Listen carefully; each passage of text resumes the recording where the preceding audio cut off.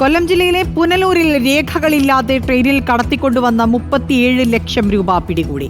പണം കൈവശം സൂക്ഷിച്ച പത്തനാപുരം സ്വദേശി ഷാഹുൽ ഹമീദിനെ റെയിൽവേ പോലീസ് കസ്റ്റഡിയിലെടുത്തു. പണം കടത്ത കേസിൽ ഷാഹുൽ ഹമീദ് നേരത്തെയും അറസ്റ്റിലായിരുന്നതായി പുനലൂർ റെയിൽവേ പോലീസ് പറഞ്ഞു.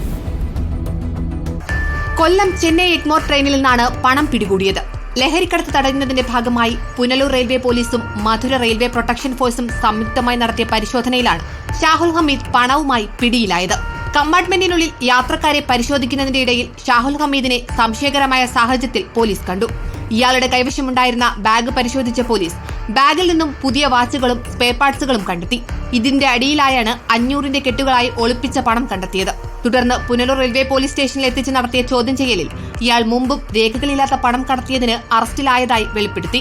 2 മാസം മുമ്പ് തലയോലപ്പറമ്പിൽ വെച്ച് 1 കോടിയിലധികം രൂപയുമായി എക്സൈസ് ഇയാളെ പിടികൂടിയിരുന്നു. ഇപ്പോൾ കണ്ടെടുത്ത പണം കൊണ്ടുവന്നത് ചെന്നൈയിൽ നിന്നാണ്. അവിടെ നിന്നും ഒരാൾ ബാഗ് ഏൽപ്പിക്കുകയായിരുന്നുവെന്നും പണത്തിന്റെ രേഖകൾ കയ്യിൽ സൂക്ഷിച്ചിട്ടില്ലെന്നും ഇയാൾ പറഞ്ഞതായി പോലീസ് പറയുന്നു.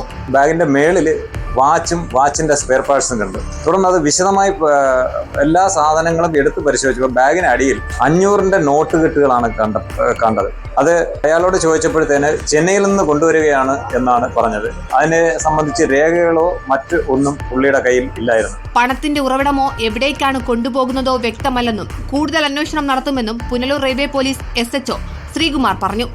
റിപ്പോർട്ടർ, കൊല്ലം.